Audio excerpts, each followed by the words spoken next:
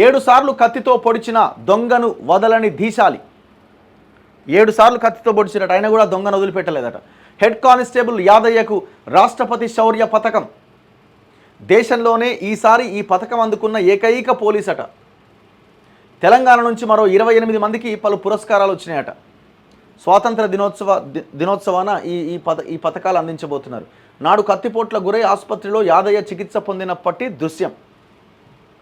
విధి నిర్వహణలో ప్రాణాలకు తెగించి అసమాన ధైర్య సాహసాలు ప్రదర్శించిన తెలంగాణకు చెందిన పోలీస్ హెడ్ కానిస్టేబుల్ చదువు యాదయ్యకు అరుదైన గౌరవం లభించింది. స్వాతంత్ర దినోత్సవాన్ని పురస్కరించుకొని కేంద్ర హోంశాఖ ప్రకటించే ప్రతిష్టాత్మక పురస్కారమైన రాష్ట్రపతి శౌర్య పథకం ఆయనకు దక్కింది. పోలీసులకు ఇచ్చే అత్యున్నత సాహస పురస్కారమైన ఈ పథకానికి ఈసారి దేశవ్యాప్తంగా ఎంపికైన ఏకైక పోలీసు యాదయ్య కావడం విశేషం.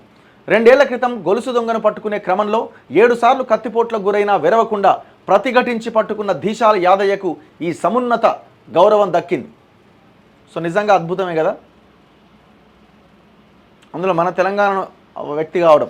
యాదయ్యను బుధవారం సత్కరిస్తున్న డీజీపీ జితేందర్, చిత్రంలో అదనపు డీజీపీ సంజయ్ కుమార్ జైన్. రాష్ట్రానికి చెందిన మరో 28 మంది అధికారులు వివిధ పురస్కారాలకు ఎంపికయ్యారట. ఉగ్రవాద, తీవ్రవాద కార్యకలాపాల నియంత్రణ వంటి ఆపరేషన్స్లో పాల్గొనే సిఏపిఎఫ్ బలగాలు, వివిధ విభాగాల పోలీసులకు దక్కే రాష్ట్రపతి శౌర్య పథకం ఒక హెడ్ కానిస్టేబుల్ స్థాయి పోలీసుకు లభించడం అరుదు. అంటే అంతకంటే గొప్ప ధైర్య సాహసాలు ఆయన ప్రదర్శించిండు. ఈ సందర్భంగా డీజీపీ జితేందర్ తన కార్యాలయంలో బుధవారం యాదయ్యను సత్కరించారు. అదనపు డీజీపీలు సంజయ్ కుమార్ జైన్, విజయ్ కుమార్, ఐజీపీ రమేష్ ఈ కార్యక్రమంలో పాల్గొన్నారు. ఏమైందంటే యాక్చువల్గా ఆనాడు ఆ సాహసం అసామాన్యం. సైబరాబాద్ కమిషనరేట్ పరిధిలోని మాదాపూర్ ప్రాంతంలో 2022 జూలై 25వ తేదీన కాత్యాయని అనే మహిళ, 72 ఏళ్ల మహిళ తన ఇంటి సమీపంలో నడుచుకుంటూ వెళ్తుండగా బైక్ పైన వచ్చిన 2 దొంగలు గొలుసు లాగేందుకు ప్రయత్నించారట. ఆమె గొలుసును ఒడుపుగా పట్టుకోవడంతో కొంతమేర తెంచుకెళ్లారు. ఈ ఘటనపైన ఫిర్యాదు అందడంతో మాదాపూర్ సిసిఎస్ హెడ్ కానిస్టేబుల్ యాదయ్యతో పాటు కానిస్టేబుల్ రవి, దేబేష్ బృందంగా ఏర్పడి సీసీ కెమెరాలు పరిశీలించారు. మరుసటి రోజు మియాపూర్లోని బొల్లారం ఎక్స్ రోడ్ వద్ద గొలుసు దొంగల సంచారం గుర్తించి వెంటనే వేట మొదలుపెట్టారు. 3 పోలీసులు 2 ద్విచక్ర వాహనాలపై బయలుదేరారు. రవి వాహనం నడుపుతుండగా యాదయ్య వెనక కూర్చున్నాడు. మరో వాహనం దేబేష్ నడుపుతున్నాడు. ఈ క్రమంలో బొల్లారం ఎక్స్ రోడ్ వద్ద బైక్పై వెళ్తున్న దొంగలను గుర్తించారు. కానిస్టేబుల్ వారి వెంటబడ్డారు. కొద్దిసేపట్లోనే దొంగలను అడ్డుకొని అదుపులోకి తీసుకునేందుకు ప్రయత్నించారు. నిందితుల్లో రాహుల్ అనే వ్యక్తి వాహనం నడుపుతుండగా వెనుక ఇషాన్ నిరంజన్ నీలం వల్లి కూర్చున్నాడు. తమను అడ్డగించింది పోలీసులు అని తెలియగానే వెంటనే ఇషాన్ కత్తి తీశాడు. పట్టుకునేందుకు ప్రయత్నించిన యాదయ్యను 7 సార్లు పొడిచాడు. యాదయ్య పొట్ట, ఛాతీ, వీపు, ఎడమ చెయ్యి ప్రాంతాల్లో కత్తిపోట్లు తగిలాయి. రక్తం ధారగా కారుతున్న, తీవ్రమైన నొప్పి వేధిస్తున్న యాదయ్య ఉడుంపట్టు వదలలేదు.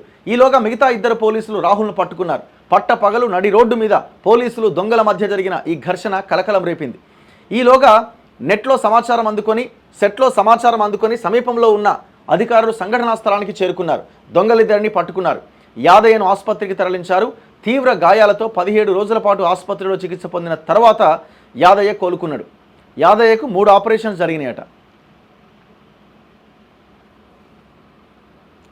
సో దాని తర్వాత ఏం జరిగింది? విచారణలో ఇషాన్, రాహుల్ ఎస్ఆర్ నగర్లో ఇల్లు అద్దెకు తీసుకొని ఉంటున్నారట. వారి ఇంట్లో తుపాకులు కూడా ఉన్నాయట. 2 గొలుసు చోరీలతో పాటు ఆయుధాల విక్రయ దందాకు పాల్పడే ఘరానా దొంగలుగా తేలిందట. ఒకవేళ వాళ్ళిద్దరు దొరకకపోయి ఉంటే ఇంకెంతమంది ప్రాణాలు పోయేవో చూడండి ఒక్కసారి. అండ్ దాంతోపాటుగా మిగతా వాళ్ళు ఎవరెవరైతే ఉన్నారో వాళ్ళందరికీ ఇస్తున్నారట శౌర్య పథకాలు. Sunil Dutt Khammam police commissioner, Mora Kumar deputy assault commander, Shanigarapu Santosh assistant assault commander, Amili Suresh, Velmula Vamshi, Kampati Upender, Payam Ramesh junior కమాండోలు.